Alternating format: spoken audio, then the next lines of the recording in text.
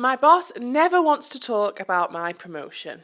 Welcome to Corporate Agony Aunt, the podcast that takes the agony out of career progression and gives you the straight talking advice that you actually need to thrive at work.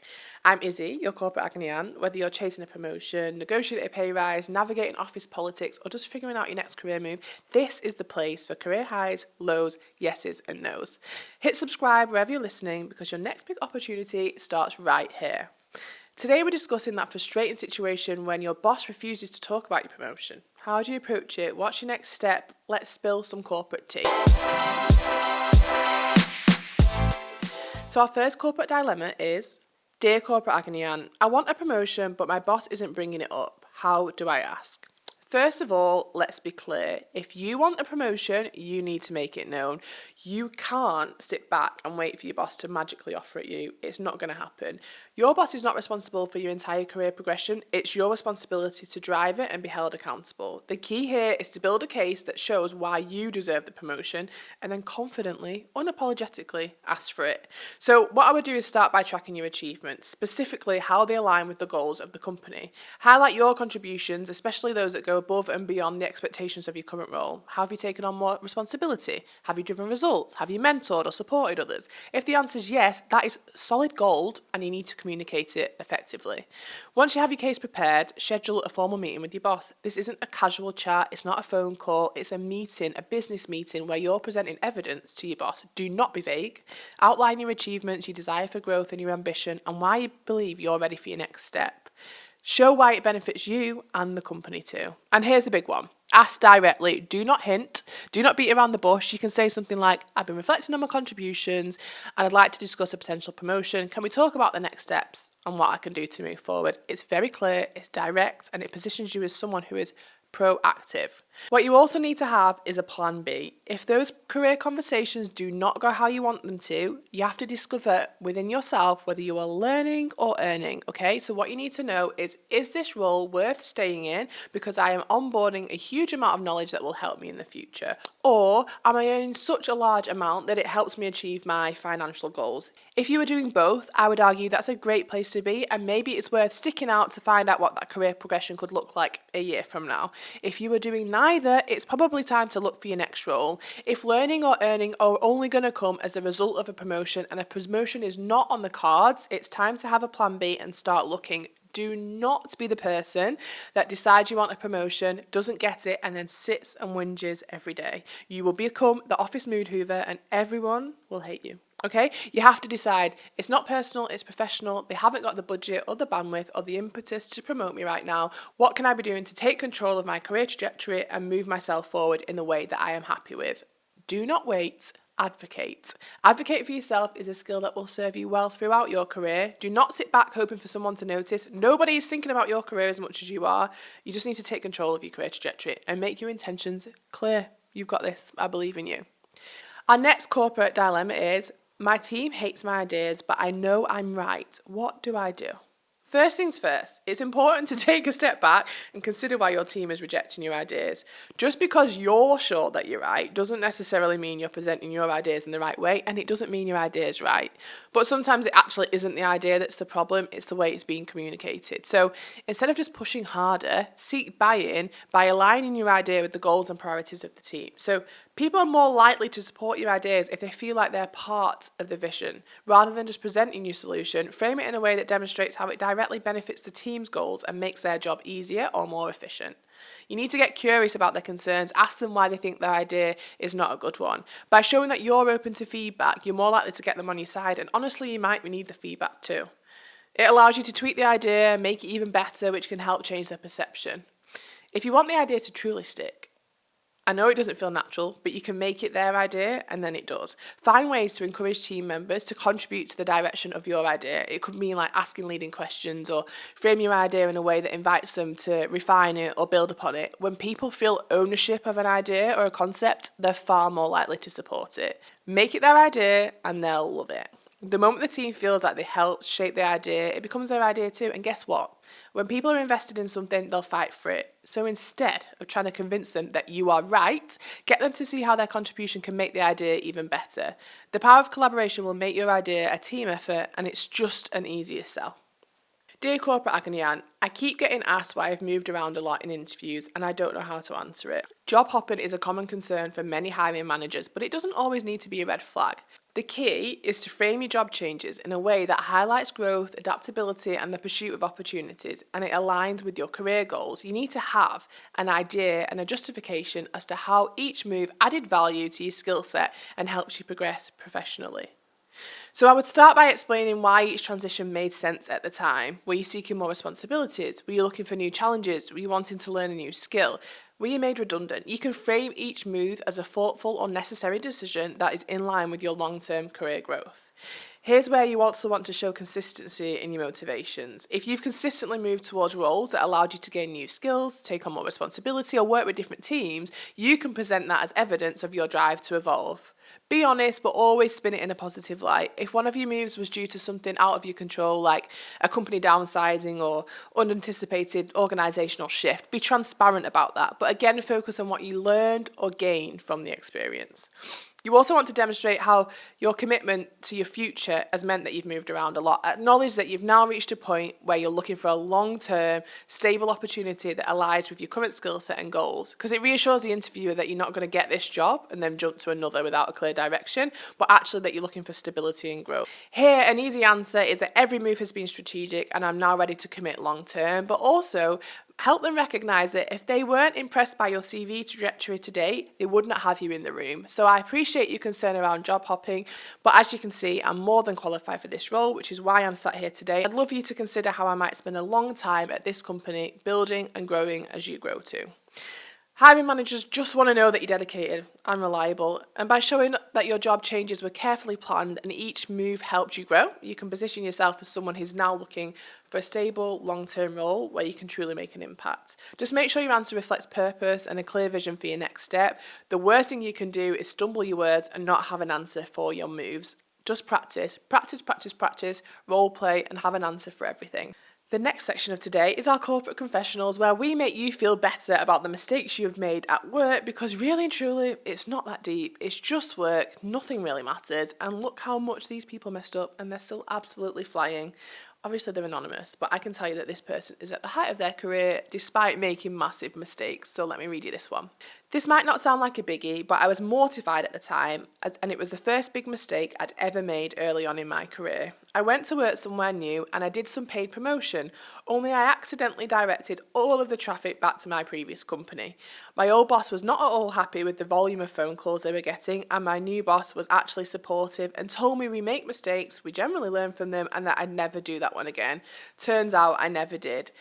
Obviously, that mistake can sound absolutely career crippling, but this person was able to bounce back because they had a good boss and the understanding that if they only make that mistake once, then that's okay. You will be hard pressed to find a boss that has never made a mistake in your life, and if you have found them, send them my way, because I can promise you they're lying. Everyone makes mistakes. It's human nature. It's just work. It's not that important. Our next session is our interview power move masterclass. Now, for those of you that were here last episode, you'll know that we went through 3 of the 7 C's of preparation that will have you turning up to your interviews feeling more prepared than your CEO ever was. If you missed the first 3, they were commercials, customers, and core products and services. So listen back if you missed it or if you need a refresh. Next up is the final 4, and then you can listen back to the episode. Today we're talking culture, colleagues, current affairs, and competitor set. The 4th C is culture. What does the company website tell you about its culture? Have a look at its mission and its values. Memorize the mission where possible, and instead of trying to fit the values into your answers, try and epitomize them with how you show up to interview. For example, if one of the core values was working together as a team, I demonstrate that through my answers, as many answers as possible, how I'm a collaborative team player without needing to explicitly say it. Where possible, find out what the employees think about the business using Glassdoor, look through LinkedIn, look through their social media to understand the employer brand, and then couple that with your experience of the day and how the company feels throughout the process to help you understand what the company culture is truly like. The 5th C is colleagues. Can you figure out who will be in your team and how big it may be? What does LinkedIn and the company site tell you about the organisational structure? Who will you be reporting into? All of this information will help you paint a picture of what your day-to-day will look like and how your role forms part of the wider organisation, which in turn helps you answer questions and provide questions of your own for the end of the interview. The sixth C is current affairs. What news articles can you find out on the companies lately? What does their social media platforms and news sections of their website tell you about them? How can you drop something in that demonstrates that you've researched and it demonstrates you have a handle on what's currently going on in the business? It shows that you're invested in the process and interested in the organisation's success, even if you're faking it a bit. An example is if a company just went to a massive trade show in Vegas, how can you reference that in one of your answers because it demonstrates that you've done the research? Lastly, the seventh C is competitor analysis and landscape. For me, this separates the highest performers out from everyone else. If you can speak candidly about a company's competitor set in your answers, it demonstrates that you have a breadth and depth of knowledge and a genuine interest in the industry. Most people do not do this part, and this is why it sets you apart from the rest. If you can turn up to an interview and say, I know that your competitor XYZ did this campaign last year, I think we should deliver ABC this year, it just demonstrates that you are abreast of everything and you are well-versed, well-read and well-researched. Finally, and no one ever wants to do this bit, to test your recall and your understanding of the 7 C's, put yourself in an elevator pitch scenario. Imagine you're trapped in a lift with the CEO of Nike and your grandma. Can you explain all the 7 C's in terms that both parties can appreciate and understand? Forget perfection and focus solely on your confidence and your recall. My final reminder is that whilst it feels like a lot of prep work to do a lot of preparation for one interview, all of that preparation will help you with the next stage. It will help you with an interview at another place. It might help you with an interview in 5 years' time. It will certainly help you if you land the job and you start working for them. So please, please, please invest in your preparation because I promise you it stands out like a sore thumb when you haven't and you've already lost the room if you enter and it's clear that you've not put the work in. Please prepare. I promise you it will pay off. You just don't know how yet. Now we're over to our community questions from the lovely producer Georgia who has picked some at random for us today. So let's see what we get. So, question 1. I have an interview. I know their basic salary is not enough for me. Should I discuss my pay? If you've got the interview and the salary is not enough for you, but it could be in a ballpark where it will be eventually, I would go to the interview. I would turn up to the interview, I would shine greater than I've ever shone before, and then I'd have a negotiation conversation thereafter. If the salary is 10, 15, 20k under what you can afford to earn, then arguably the interview is not worth showing up for. But I would always push for practice, so you should go to the interview anyway. Just know that salaries are typically a guide price, a banding exercise for recruiters to put a job out and see what applications they get. In my opinion, there is always room for negotiation unless you work for a company with a really fixed pay infrastructure like the NHS, for instance. Most conversations are open when it comes to pay negotiation. You simply need to have the confidence to ask. Companies hope that you won't because it saves them money, but they expect that you might. So just get prepared for those conversations and I promise you it'll be worth it. Thanks, producer Georgia. What's the next one? The next one is, I'm less than a year into my role, but I've applied for an internal promotion. Have you any advice? Firstly, that is amazing. I think applying for internal promotions when you've been at a role for any time just demonstrates that you are passionate about progression and moving on. I have a story from when I did my placement year at Enterprise Rent-A-Car. There was a colleague that went for promotions over and over again far before he was qualified. He knew he wasn't going to get them, but he threw his hat in the ring over and over and over again. So when he was ready to become a branch manager, the job was his. And had Martin not gone for every promotion before they were available to him, before he was ready, he would not have been the first choice when that promotion came up. So firstly, kudos to you for going for that promotion because that is incredible. The fact that you've only been there for a short amount of time matters not at all to me. It just demonstrates how passionate and driven you are. I would think about the impact that you've had in those 10 months. So think about the company's goals and the things that you've done that have made a material impact on the bottom line of the business goals, okay? Also consider the times that you have gone above and beyond. Just because you've been there for 10 months and someone else has been there for 10 years doesn't mean you're any less eligible than the 10-year person, but just make sure you have examples of ways in which you've exhibited contribution above and beyond what's expected of you. Definitely go into that promotion, think it's more than achievable. It's definitely yours. You've got the inside scoop about what the company does, but prepare for it like it's an external interview. Go into that room, and if you know the panel, say, look, I know it's quite awkward. I know we work together, 9 to 5, Monday to Friday, but I'm very passionate about this job. I'm very passionate about this promotion. So I'm going to treat you like I don't know you very well, and I'm not going to assume any understanding with my knowledge. I'm going to speak like I'm new here, and I hope you can take me on my merits. Because that way you've set the expectation that you know it's a bit awkward, but you're going to absolutely try your very, very best. And that way you'll get the promotion you deserve. How do you stand out for a job at entry level when the competition is more experienced than you?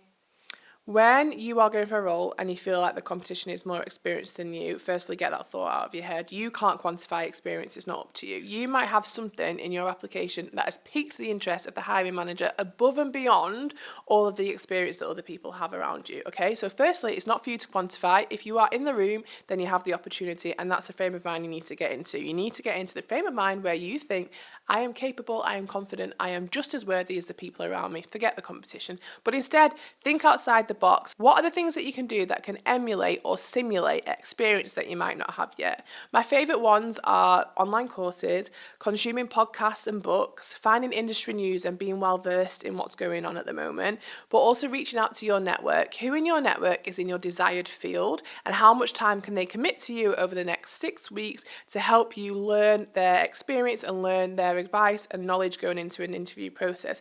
That way, when you apply for a job or you sit in the interview chair, you can say, I spent 6 weeks with a CISO from a big UK company, big tech company in the UK, and they taught me X, Y, and Z. You have had access to better knowledge than most people will ever get just by being proactive and just by reaching out to people that are experts in their area. Those experts will teach you far more than the degree or the qualification that you did before. So lean into your network, leverage extra opportunities to learn, and make sure you evidence all of those things on your application and in the interview too. Any more, Producer Georgia? So the final question is, my boss blows hot and cold at me, and how do I manage that? There is nothing worse than an inconsistent manager who has no control over their mood. I would argue that is the worst trait in a manager you could ever find or have or hire. I hate inconsistent managers more than I hate a manager with bad communication or bad timekeeping or someone that's not able to emotionally empathize with me in the way I need to, because someone that blows hot and cold is choosing their emotions, okay? So what you have to remember is that is a choice, but you can't predict their volatility. Instead of thinking, oh, they're really nice to me today, I'm going to lean into that and be pally. Oh, they're really cold with me today, I'm going to give them a wide berth. Instead, show up with absolute consistency and monotony. I do not flex my personality for any given person, especially not my manager, if one day that manager is so friendly and the next day they are mean because they've got stuff going on at home. That is not your responsibility, it's not your problem. I can tell you now that the manager that you experience when they're on a high is not your friend, okay? They're just in a good mood and that's reflecting in their management style. Show it with consistency, just be yourself, the same version of yourself every day, and please don't feel the need to dance to their drum because they're in a good or a bad mood. That being said, you can lean into conversations about it, but typically if a manager is blowing hot and cold like that and they're still accepted as a manager within the business, it's not something that's been raised to them as a problem. You just have to ascertain whether or not it's actually causing you enough stress or turmoil that you might want to look for a different manager within the company or a different job elsewhere. But please do not feel the need to dial up or dial down your mood to reflect that manager. That is not your responsibility, it is theirs, and they are failing you by being like that. That's it for today. I hope this episode helped to kickstart your career glow up. Don't forget to hit subscribe so you don't miss any of our future career tips and tricks, and share this with a friend who's also navigating their career journey or job hunt. Let's build an unstoppable community of professionals who just know how to win in the corporate world. There are loads of extra resources on my website and in the link in my bios to help you land your dream job and tackle your corporate dilemmas one step at a time. Thank you for tuning in, and I'll catch you next time on Corporate Agony Aunt.